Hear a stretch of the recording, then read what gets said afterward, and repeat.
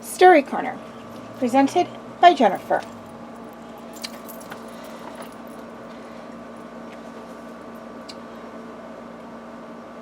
Who does Nancy suspect? Pool. If he wound the clock each night, his prints would be on it. It turned out that after Mimi left and before security arrived, Poole adjusted the hands to secure his alibi, then unthinkingly wiped away his prints. He knocked the clock over to divert suspicion. He set up the robbery to remove forgeries he'd swapped out for authentic paintings. Okay, for those of you who deduced the suspect accurately, very good job.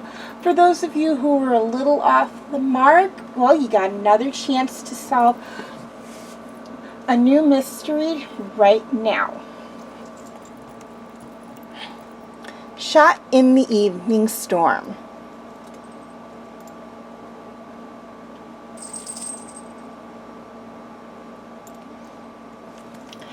Country Sheriff Eddie Smith's phone rang at 8:05 p.m., just as the power came back on in River Falls after being out for half an hour. Pete Patter of Pete's Famous Potatoes has been shot, Alex Till cried, as Charlie sped towards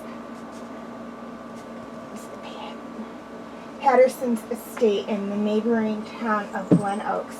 He thought about Pete, the bad-tempered local entrepreneur who made a fortune selling organic potatoes to fast food restaurants. Had he finally pushed someone too far? 10 minutes later, the sheriff was racing up the drive. A man paced on the porch. Alex Till? Sheriff Smith asked. He nodded. Pete needed a leak fixed in his bathroom. I found him in the hall. Smith followed the man upstairs to where Pete lay. He's dead, all right, the sheriff said, still warm. He called the coroner. Killed within the hour, he said after examining the body. What time did you find him? Sheriff Smith asked Alex. I told Pete I'd be here at 8, Alex said, and that's when I drove up. Did you see or hear anything? Just a lot of thunder and lightning. What did you do when you arrived? I rang the bell. No one answered. The door was unlocked and Pete was expecting me, so I walked in and went upstairs. That's when I saw him. He shuddered. Any clue who did it? Most folks hate him. He and his ex Helen just went through a nasty divorce. His nephew Jess fights with him all the time. Pete's sister Connie doesn't complain, but he treats her badly. How do you two get along? He doesn't always pay on time, but he's a customer.